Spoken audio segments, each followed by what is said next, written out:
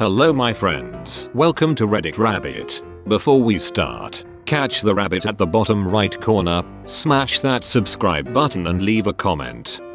r/AskAnAmerican, what do you guys find weird about European homes or culture? I'm very curious about what you guys think about homes or culture in Europe. For example, I was watching an interview with an American, and he was rather upset that houses in Ireland and the UK don't have insect screens on the doors or windows. Personally, I find it very strange that Americans might have swimming pools in the back garden. Although, I rather like the idea and would fully embrace it if my finances allowed it. Thanks in advance for answering. Hope you're all safe and well. You guys tend to have much smaller appliances than we do in the States. Not weird. I understand why it is, it's just something that has always stuck out. Ovens and TVs. Do you mean? Rich families here have an American fridge, which is the fridge with the ice machine and 2 doors. Very cool, but very expensive. Not so much TVs, but yes, stuff like oven, stovetops, fridges, washing machines. I have been watching this show lately called House Hunters International that shows a lot of European homes and apartments, and I see a lot of small appliances. I don't have a side-by-side fridge, freezer, it's the traditional freezer on top style, but it's bigger than a lot of what I have seen on that show. I also see stuff like 2 burner ranges more often than you would see here, and even a few apartments with no oven at all. Every House Hunters International episode is we're moving to foreign country, and we want a home that embraces the culture. Then they spend the episode shocked that houses, apartments in major city of foreign country are smaller than the American, Canadian house they currently reside in, and appliances that they may think are standard aren't in this country. The second house is always located outside of the neighborhood they say they want to live in, but is bigger. Someone comments on having plenty of room to entertain, because in their mind they plan on either making 50 local friends immediately or convincing their family to get on a 13-hour flight to come visit for the weekend. Eventually they pick a house, and when the cameras come back 2 months later, they're sitting on a couch in their living room, and hanging on the wall above them is some local artwork from the country. Not anything expensive. No, the cheap brightly colored tourists buy for the equivalent of $15 in the local currency. LOL, yeah, the people come up with some ridiculous complaints at times. I'm sure the producers encourage it to increase the drama. My favorite is when one person wants to live in the city center and the other wants a yard and garden, or 2 other directly incompatible qualities. Paul is a Twilight Bird song interpreter. Karen sells naughty cat lingerie in an Instagram pyramid scheme. Paul wants a close commute. Karen wants to see the ocean. Paul works in Oklahoma City. Let's see what the realtor can find. The complete lack of air conditioning. Whenever temperatures get above 80 here, my AC is in full blast. I spent last summer traveling through Europe, and the whole time I was in Italy I experienced air conditioning maybe 2-3 times. When I lived in Italy, I weirdly barely missed air conditioning. My apartment was super old and had stone walls, high ceilings, well-placed windows. It was cool even in summer. Flip side, cold, as it in the winter when it wasn't even that cold out. I really don't like the lack of insect screens in Europe. And my Phil thinks that our screens block the air in the summer. Like, what? They definitely do not. They do, however, block the mosquitoes. Oh, and I don't know if it's just a German thing or this is common in continental Europe, but that texture wallpaper that's then painted over. Why is that used before painting? Just paint the wall. I'm sure there are other things I used to find weird, and I've just grown accustomed to them. I'm never in my house enough to really need the screens.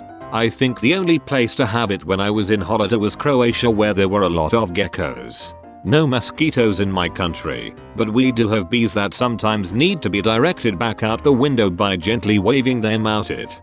The wallpaper is a really old thing which brings back nightmares. I bought a house from the 1930s where this had been done, and it took me a month to get it out of every single room. Not sure if the Germans are still doing it, but it's really old styles for grandparents here. My Phil says the same thing about mosquitoes in Germany, but guess what? He's lying. There are mosquitoes there. Even so, what about the flies? All those flies that buzz around inside in the summer are gross. As far as the wallpaper goes, I haven't been in a German house without it, but then again, maybe I just know old people. The first floor is called the ground floor and the second floor is called the first floor. As a European, this is so annoying. The fact that Europeans don't have ceiling fans. I've heard they think they are ugly or tacky. I swear they somehow make the air softer when sleeping at night. It's like artificial wind. Plus it helps move around stagnant air, which helps with breathing and less CO2. Coming from Florida, I really missed being able to sleep under a ceiling fan while I was living in Spain. And I didn't understand why they didn't have them. Because they don't have AC in homes and they definitely need the fans. Just wait till you hear about Korea. I love this question. I went to uni in Scotland, and I had a few surprises when I moved into my flat. As OP mentioned, the lack of window screens was a surprise, but a pleasant one, since it meant that bugs weren't really a problem. Where I live, bugs are the enemy and must be denied entry at all costs. The smaller fridge was an adjustment. I had to learn to share what was essentially a mini fridge to me, with 5 other people. Probably the weirdest thing I found, though, was the use of separate taps for hot and cold water, rather than a mixer tap. I'm aware of their historical use and the reason behind having 2 different taps. I suppose they do have their charm, but sometimes I just wanted warm water, instead of choosing between ice cold and scalding. As far as culture, I had to get used to shops closing at 5 or 6 PM, or not being open on the weekends at all. Once, while traveling and desperately hungry after a day of hiking, I found every restaurant, pub, kitchen, grocery store had closed by 7 PM. Small town in the Highlands. I went back and ate the complimentary packet of biscuits in my B&B room. Learned my lesson that day.